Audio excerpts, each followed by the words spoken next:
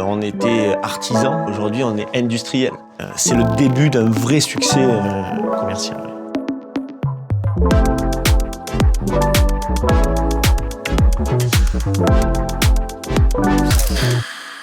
Vivian Pérez, bonjour. Salut Jamil. On se voit dans un nouveau format de Vaucluse Entreprise qui s'appelle Comme à la maison. Alors c'est un rendez-vous plutôt convivial où on va parler un petit peu de toi, de ton actualité, l'actualité de ton entreprise, mais aussi de ce que tu ressens en termes que dirigeant d'entreprise. Alors si je te demande de te présenter. Donc, je suis Vivian Pérez, je suis directeur général de la société Ellipse Solutions. Et moi je suis l'historique de l'étape puisque j'ai été le premier salarié en 2009. Et qu'aujourd'hui, j'occupe des fonctions de directeur général depuis 2024. En 30 secondes, si on monte dans l'ascenseur ensemble, on fait un pitch elevator, comme on dit. Ça représente quoi, Ellipse, et qu'est-ce que c'est, Ellipse? Donc nous, on est éditeur, intégrateur, opérateur de maintenance de solutions logicielles et data. Et donc, on travaille que pour les entreprises, donc on est en B2B, pour mettre en place des solutions ou maintenir des solutions tierces qui ont été faites par un autre éditeur. En chiffres, ça représente quoi, Ellipse? Donc en chiffres, 50 collaborateurs, 4 millions d'euros de chiffre d'affaires, 20 ans d'existence en 2025. D'accord. De sites, on peut dire Valence, Avignon. Oui, Valence-Avignon. On a même ouvert Grenoble pendant 2 ans. Et là, on se dirige plus vers Lyon. Voilà, donc ça, c'est la projection à moyen terme. D'accord. Passer de salarié à directeur associé, c'est quelque chose qui a été facile ou qui a été compliqué à gérer pour toi?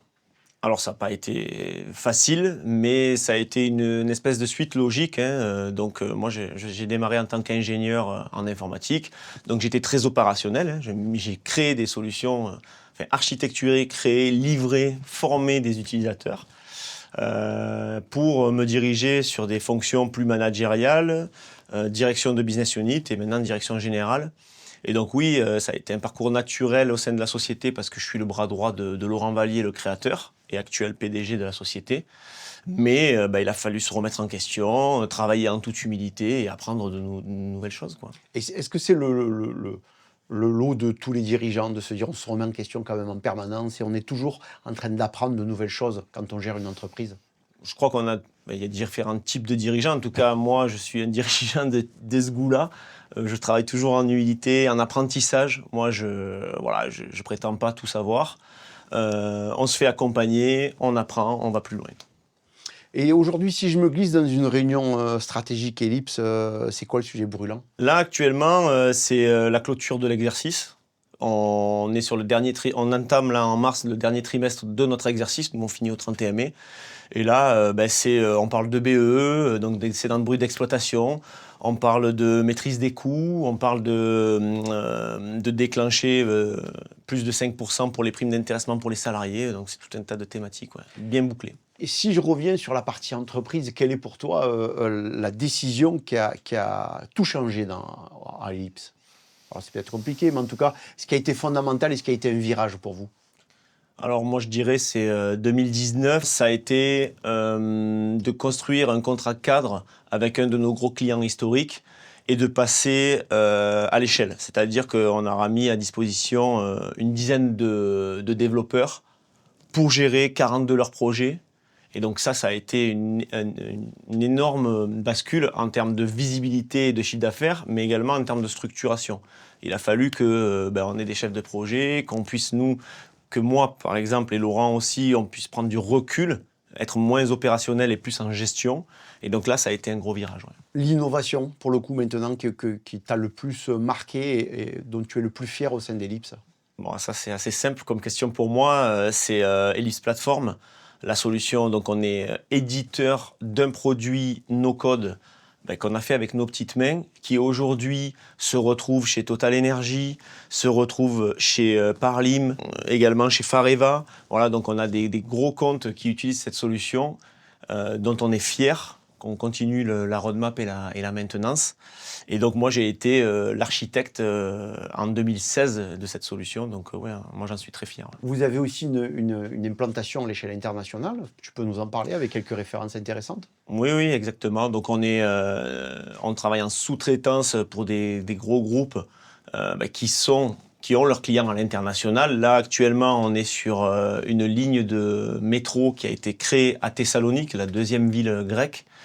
Et là, on travaille sur la deuxième rame. Donc la première rame est livrée en production. Il y a des utilisateurs qui payent leur ticket, qui valident leur titre de transport.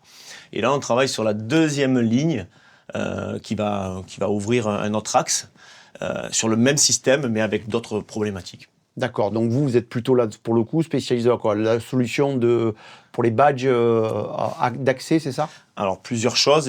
Dans ce projet, il y a énormément de développement. Les machines de ticketing, donc quand tu vas acheter ton billet, donc il y a tout le protocole de connexion, mais aussi de paiement bancaire. Donc, c'est un protocole EMV, donc pour Ouais, ceux pour les qui veulent techniciens, savoir, ouais. pour les techniciens, ça leur fera plaisir d'entendre. Et ensuite, il y a tout le côté validation. Une fois que j'ai mon titre de transport, je vais le valider. Et donc là, on va vérifier que tu peux prendre telle ligne, que tu as bien le bon forfait pour le faire et que, bien entendu, tu valides ton titre, quoi. C'est historique chez Ellipse, je crois, la notion de transport, et vous êtes très performant sur le sujet. Donc oui, chez Ellipse, en fait, c'est le métier phare dans le sens où c'est plus de 30 ans d'expertise de la part de Laurent. Donc Laurent Vallier, mon associé, vient du monde du transport public. Avant de créer Ellipse, il avait cette forte compétence. Donc naturellement, ça s'est reproduit chez Ellipse, quoi. Alors là, on a vu un petit peu l'entreprise et toi, ton parcours au départ. Et si on parle métier et on parle recrutement, on entend ici ou là les difficultés qu'ont les boîtes de la tech, de l'informatique notamment, de recruter. Pourquoi c'est si dur de recruter des techniciens maintenant? Alors je vais mettre un petit bémol à ça. Il y a eu une période, il y a 1 an, 2 ans, où c'était très très très compliqué avec un marché très tendu. C'est moins le cas aujourd'hui.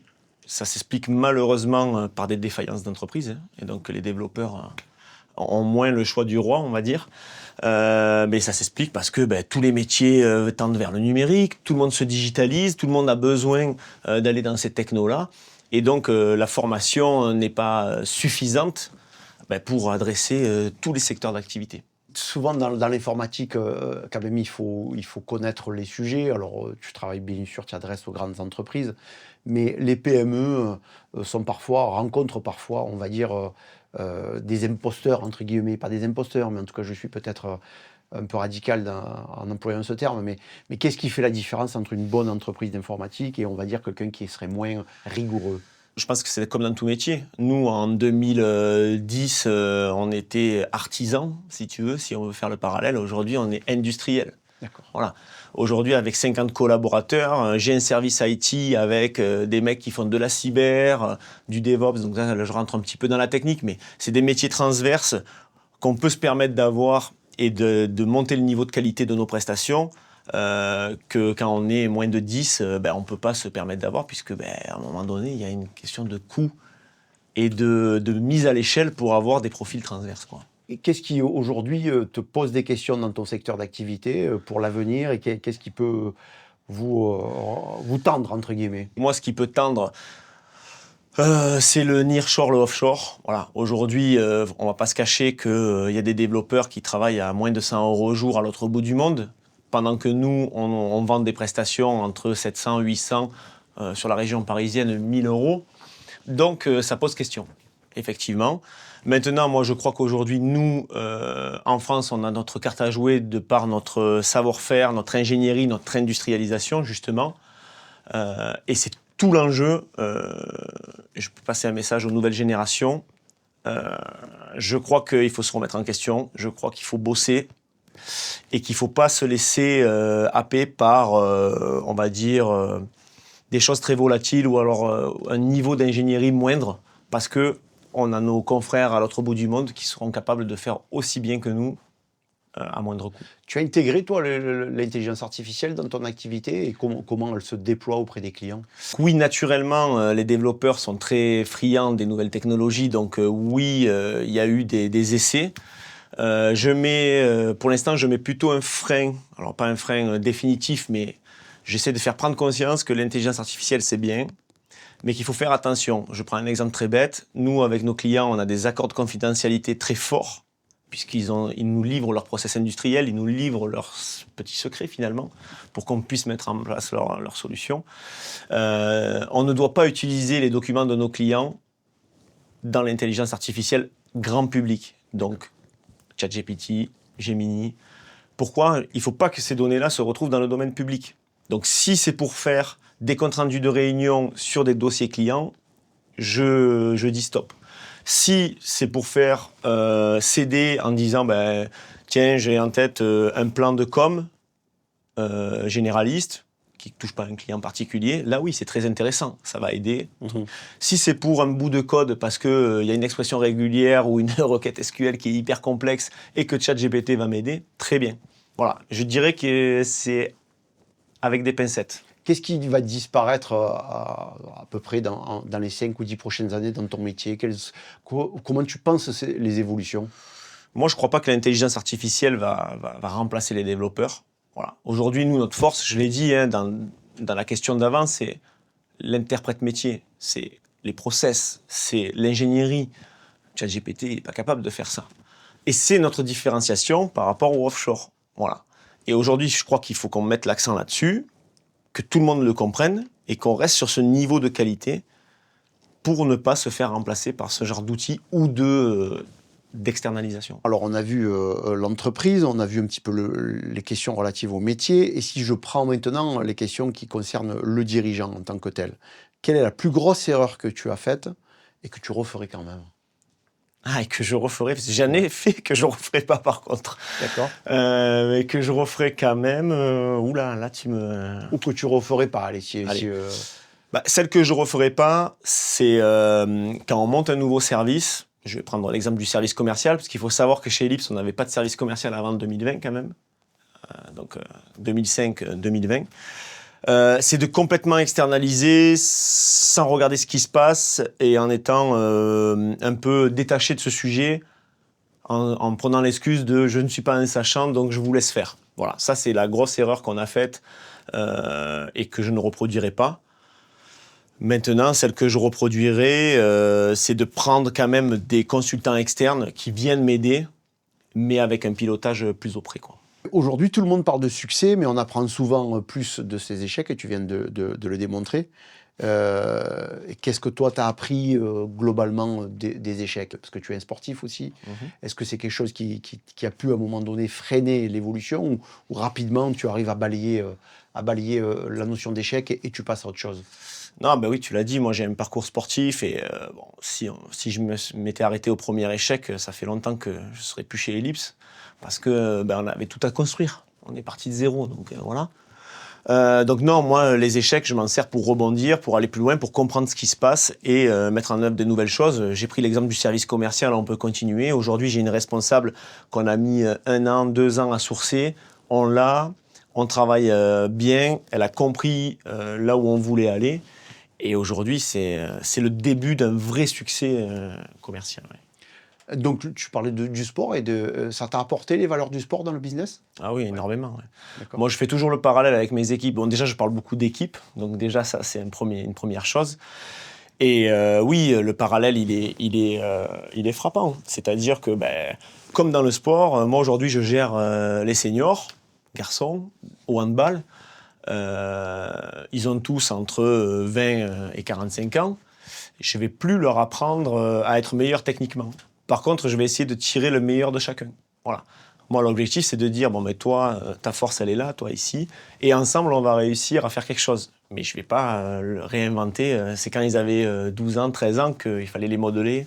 Maintenant, aujourd'hui, on ne va pas changer un mec à 40 ans. Et ces techniques-là, entre guillemets, tu les utilises aussi au sein de ton entreprise avec tes collaborateurs? Ouais, là, sur les techniques de management, bien sûr. Esprit d'équipe, on se donne des objectifs. Typiquement, je parlais de la fin d'exercice, on s'est donné des objectifs d'équipe. En gros, il y a des primes qui vont être versées individuellement, mais sur des objectifs qui, en partie, demandent à ce que toute l'équipe s'investisse. Et donc ça, pour moi, c'est quelque chose d'essentiel. Je ne peux pas envisager que une partie de mes équipes fonctionne en autarcie, sans travailler en transversalité avec l'ADV, la RH ou le commerce et le marketing. Pour moi, c'est pas possible, quoi. Alors on l'a vu, et tu les as évoquées, quelques difficultés d'être à la tête d'une entreprise, c'est porter des responsabilités que peu de gens imaginent. Est-ce qu'il y a des jours où tu te dis que tu serais mieux en étant salarié ou consultant et que la démarche entrepreneuriale, c'est vraiment quand même très lourd à porter? Comme, je pense comme tout dirigeant, hein, on a nos hauts et nos bas. Il y a des jours où tu viens, tu te prends 3 scuds clients, tu n'es pas dans un bon jour, tu te dis mais qu'est-ce que je fais là? Ouais, évidemment, moi on se mettrait en tant que consultant ou salarié, on prendrait moins de risques. Mais d'un autre côté, je pense qu'on vivrait moins d'émotions positives aussi. Là, c'est quoi les émotions liées à la recherche d'un objectif avec cette équipe-là, cette notion-là, puis l'amitié aussi que tu as dû créer avec Laurent, c'est ça aussi qui vous pousse à un moment donné? Bien sûr, moi, enfin, en tout cas, moi, à titre perso, il y a plein de choses qui m'animent.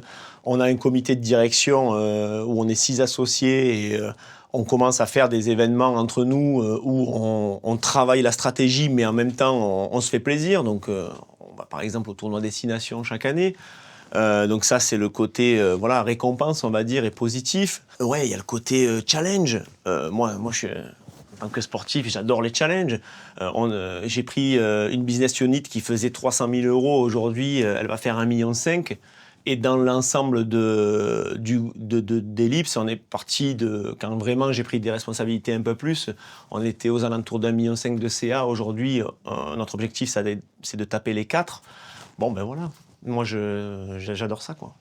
Et si tu devrais garder un seul souvenir de cette démarche entrepreneuriale, parce que j'imagine qu'elle elle va durer encore longtemps, c'est tout le mal que je te souhaite, et qui te donne un petit peu encore des frissons quand tu y penses, qu'est-ce que c'est? Un souvenir au sein d'Ellipse que tu dis, oh, putain, ce truc, ça a été phénoménal, quoi. On est arrivé à faire ça, ou en tout cas un bon client, ou une bonne nouvelle, ou qu'est-ce qui a marqué ta démarche de dirigeant? Moi, ce qui me fait vibrer dans le côté exceptionnel, c'est de livrer. On a livré pour un gros client une solution qui a révolutionné son quotidien avec des remerciements, avec des salariés qui ont été requalifiés à faire autre chose, tellement la solution a apporté un plus au sein de la société. Voilà. Ça, c'est des choses où la reconnaissance, finalement, la reconnaissance de mes clients, ben, ça, c'est quelque chose qui est très important pour moi. Aujourd'hui, nous, on est une entreprise de service. Je le répète presque quotidiennement à mes salariés quand, des fois, ils disent « Ah, le client, ouais, il nous embête, nanani, nanana. » N'oublions pas que, 1, on vit grâce à eux. 2, on est une entreprise de service. On ne doit pas tout accepter, parce que des fois, certains clients peuvent exagérer. Hein. Mais... n'oublions pas qu'on fait du service et que la satisfaction client, ça doit être le premier de notre moteur, quoi. La première essence finalement dans notre moteur. Je sors du sujet un petit peu technique pour aller plus dans des choses personnelles. C'est quoi ta contribution au monde au-delà du business, toi, en tant que dirigeant, mais aussi en tant qu'être humain? Je suis beaucoup dans l'associatif, hein, on a parlé de sport, donc moi plutôt dans l'association sportive. Je suis vice-président du club de handball de Sorgues. J'aide à structurer le club, donc je ne suis pas seul. On a, tout comme chez Ellipse, en fait c'est marrant parce que bon, on se projette comme ça. Hein. Y a un président historique et ça fait 20 ans qu'il est là. Et il est parti de 80 licenciés, on est 300 licenciés aujourd'hui. Donc il a fait un énorme parcours. Nous, sur les 2-3 dernières années, on l'a aidé. On est 3 vice-présidents entrepreneurs. Et nous, ce qu'on a apporté, c'est notre vision entrepreneuriale. On a d'abord tapé sur le budget, structuration, les commissions, les salariés, on est passé de 0 à 3 salariés. Donc nous, on est à Sorgues, on n'est pas à le Montpellier Handball. Oui. On est sur la formation des gamins. On a des équipes qui jouent dans les meilleurs niveaux de championnat en U11, U13, U15, U17. Ça nous anime en fait. On est tous dans ce projet et c'est l'humain en priorité. Cette dynamique-là que tu construis, que tu vis, on le sent quand tu en parles.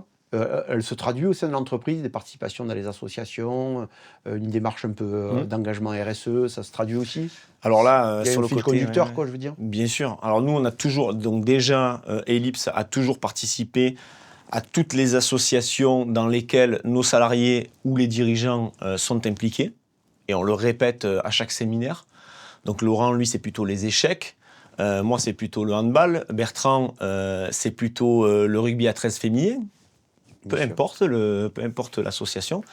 On a un commercial qui est plutôt lui dans la musique et qui fait des DJ sets et donc qui organise des gros événements comme ça où on est sponsor. Voilà, peu importe. Du moment où nous ça nous parle et que finalement en dehors de l'entreprise, nos salariés s'investissent sur l'humain. Voilà, c'est exactement ça. Alors, ben, nous on soutient quoi. Dans 10 ans, si je reviens te voir, tu veux que ton entreprise elle soit où en fait? Tu arrives à te projeter à 10 ans ou pas? Ouais. On a toujours envie d'aller plus loin. Hein. Enfin, en tout cas, moi, de toute façon, je ne suis pas rassasié par ce qu'on fait. Hein. Moi, j'ai envie. Je sais que là, le palier de 50 collaborateurs, 4 millions d'euros est un palier. Moi, mon envie, c'est pas juste de le dépasser, c'est de dire d'un coup de passer à l'échelle. Moi, mon ambition, c'est d'être une ETI, et c'est-à-dire de répliquer le geste de ce qu'on fait à Avignon et à Valence, à Lyon, pourquoi pas à Paris. D'accord. C'est ton dernier mot, Vivian Pérez? On peut terminer là-dessus. Allez, super.